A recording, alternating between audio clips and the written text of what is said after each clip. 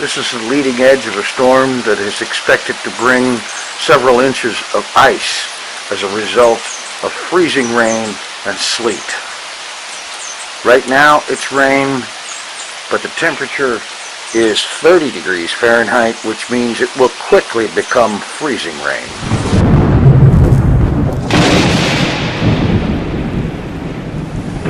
Hey YouTube, how's it going? Hope everybody's had a good day, a warm day, in spite of a really, well, to be blunt, really huge mother effer of a storm coming through. For the folks in southern Oklahoma and Texas and so on, and Louisiana, I understand that it's meaning a lot of rain and whatnot. But for those of us in Arkansas, especially northern Arkansas, in Missouri and points north and so on, around those latitudes, it has meant a lot of very, very cold, freezing precipitation. It is now an hour or two or something like that later. Exact time will be on screen. And the freezing rain has turned to sleet. And believe it or not, this is a good thing, because freezing rain would have continued to accumulate ice on power lines and such, and while sleet will do so also to an extent, most of the sleet will accumulate on the ground, which means I have a lot less chance of losing power. Now this started out this morning with freezing rain. At least, as far as I know, it was sometime around 6 o'clock this morning the freezing rain started. A couple of hours later, it had given way to sleet. And it wasn't just any freezing rain or sleet. Oh no, no, no. Because this is the storm. This storm, had it been warmer weather, would have been a big, huge, severe thunderstorm. And you know how I know? Because while the freezing rain was falling, there was thunder. As the sleet fell this morning and through the afternoon, there has been thunder.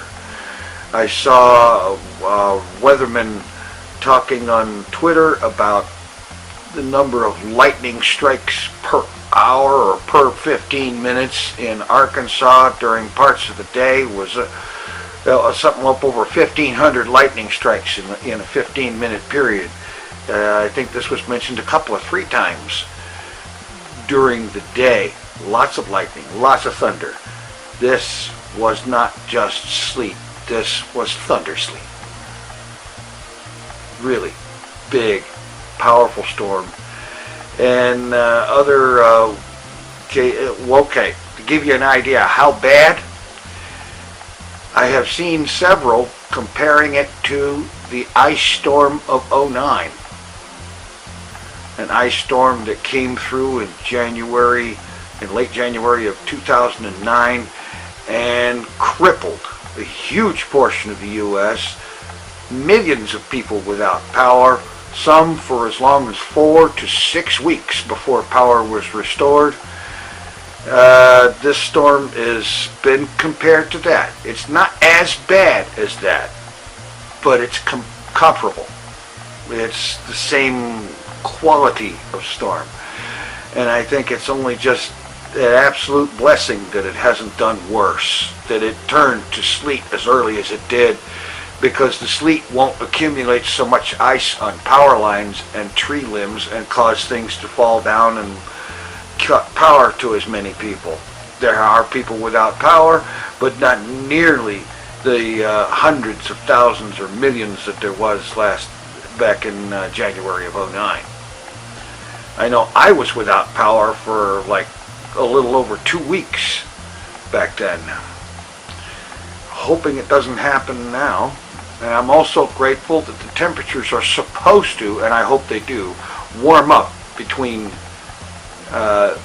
now and the next couple of days, because there's only a little less than 15% fuel left in my propane tank.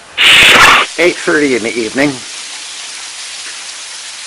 The sound you hear is the continued fall of sleet. The sleet has been falling since early this morning. It has been falling non-stop this entire time.